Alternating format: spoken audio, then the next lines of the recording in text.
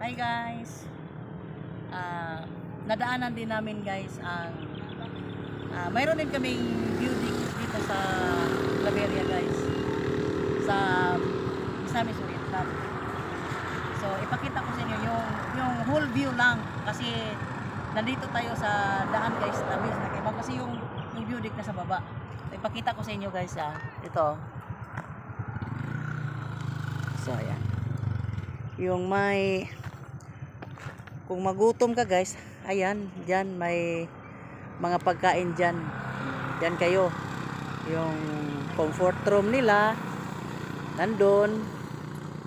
Saka yan. Ito po ang buong view deck. View deck na ito.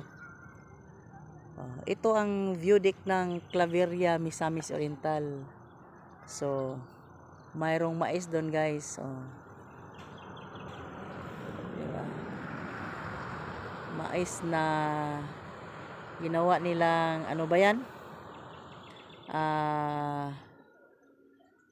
Parang decoration lang dyan ba? Yan o. Kung pwede ka mag-snacks dyan guys, mayroon din silang mga binibinta dyan ng mga kakanin, yung mga pagkain din. Saka dyan kayo sa second floor. Mag-view kayo while eating. So yan guys. Hapon na dito guys, pero meron pa ring mga guest, mga bisita na nag-view dito sa ating view deck. Yan. Yun ang exit guys. Yung may magdala ng mga sasakyan guys, dyan. Yan ang exit. Kasi dito guys, highway na yan. Kita nyo guys. Highway na yan guys. Yan. Nandito tayo sa tabi ng highway. Diba? Ayan.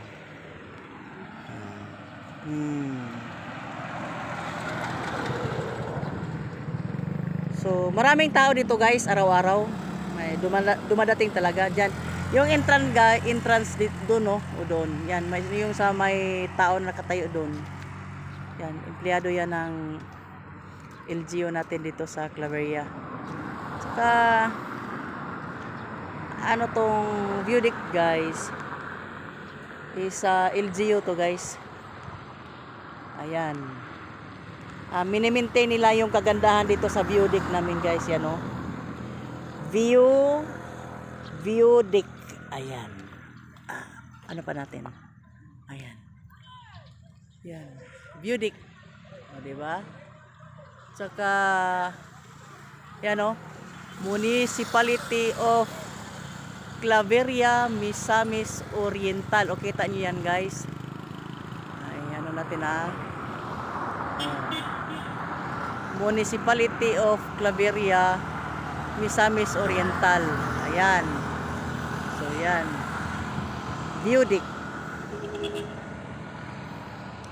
Yan guys.